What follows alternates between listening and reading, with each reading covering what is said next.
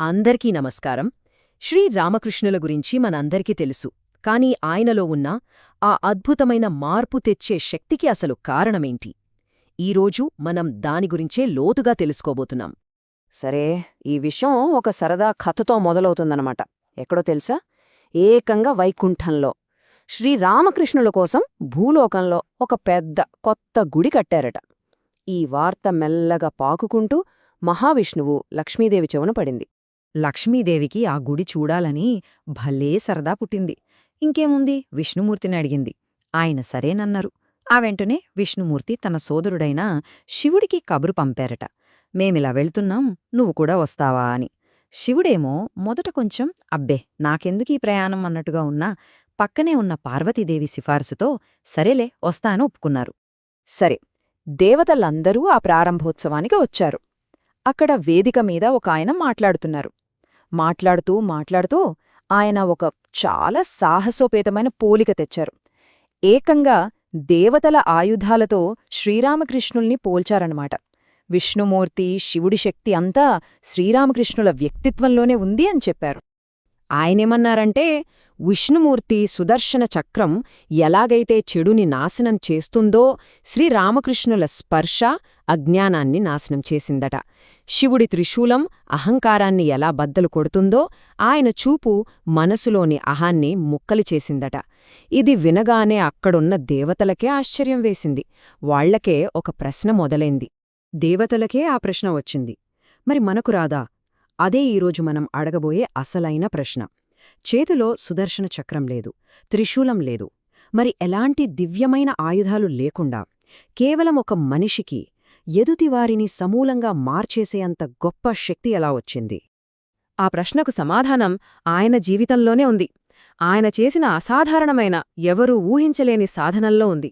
సరే, ఇప్పుడు ఆయన చేసిన ఆ ఆధ్యాత్మిక ప్రయాణం ఎంత తీవ్రమైనదో, ఎంత వైవిధ్యమైనదో చూద్దాం. కేవలం 12. ఈ నెంబర్ గుర్తుపెట్టుకోండి, 12 సంవత్సరాలు. మామూలుగా ఒక మనిషి ఒకే ఒక్క ఆధ్యాత్మిక మార్గంలో జీవితాంతం ప్రయాణించినా గమ్యాన్ని చేరుతాడో లేదో తెలీదు.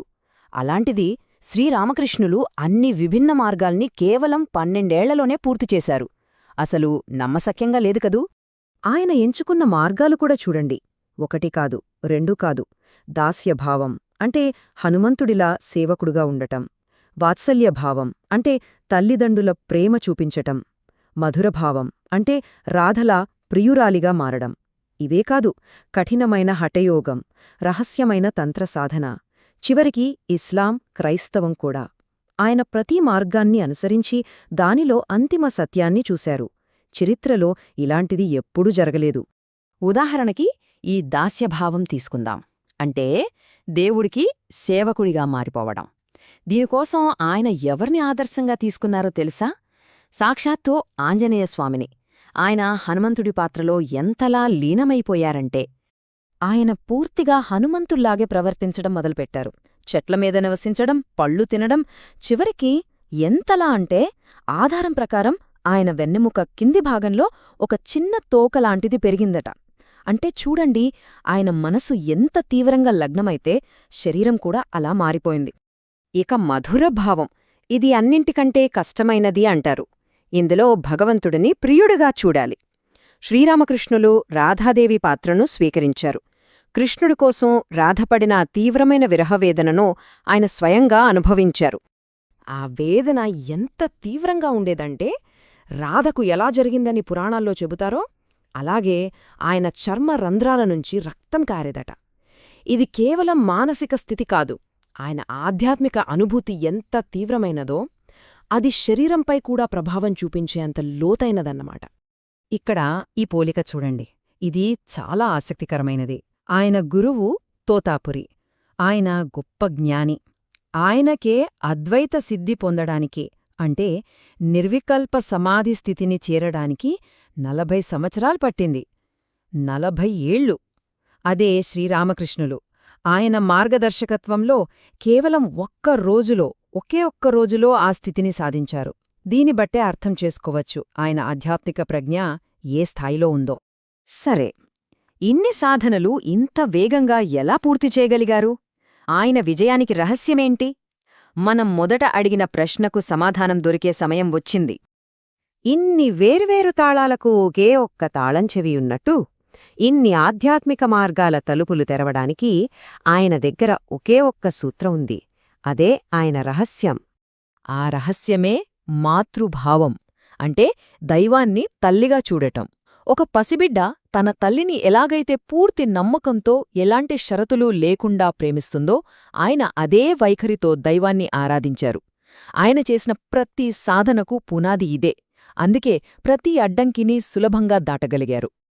ఈ మాతృభావం ఆయనకు ఎలా సహాయపడిందో చెప్పటానికి ఒక బలమైన ఉదాహరణ ఉంది. అది తంత్రసాధన. ఇది చాలా కఠినమైన పరీక్ష.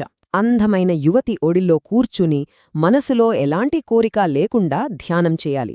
ఇది దాదాపు అసాధ్యం.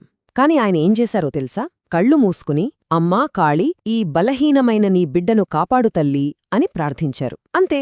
మరుక్షణమే ఆయన బాహ్య ప్రపంచాన్ని మరిచిపోయి గాఢమైన సమాధిస్థితిలోకి వెళ్ళిపోయారు. ఆ తల్లి పట్ల ఉన్న నమ్మకం ఆయన్ను అలా కాపాడింది. ఆయనే స్వయంగా చెప్పారు, నేను ఇన్ని కష్టమైన సాధనల్లో విజయం సాధించానంటే దానికి ఒకే ఒక్క కారణం, నేను భగవంతుడిని నా కన్నతల్లిగా పూజించడమే అని. ఇంతకంటే స్పష్టమైన ఆధారం ఇంకేం కావాలి? సరే, ఆయన సాధన, ఆయన విజయం గురించి తెలుసుకున్నాం. కాని ఆయన సందేశం కేవలం ఆధ్యాత్మికతకే పరిమితమా? కాదు.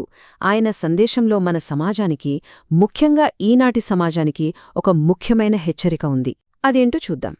శ్రీరామకృష్ణులు భవిష్యత్తుని చూడగలిగారు. భవిష్యత్తులో సమాజం స్త్రీల పట్ల వ్యవహరించే తీరులో ఒక పెద్ద సంక్షోభం వస్తుందని ఆయన ముందే ఊహించారు. అందుకే ఆయన జగన్మాత ఆరాధనపై అంతగా దృష్టి పెట్టారు. అది కేవలం ఆయన వ్యక్తిగత ఇష్టం కాదు, సమాజానికి ఆయన ఇచ్చిన ఒక పరిష్కారం. ఆయన ఊహించింది ఈ రోజే మనం చూస్తున్నాం కదా. స్కూళ్లల్లో, ఆఫీసుల్లో భద్రత కరువైంది. వీధుల్లో నడవాలంటే భయం.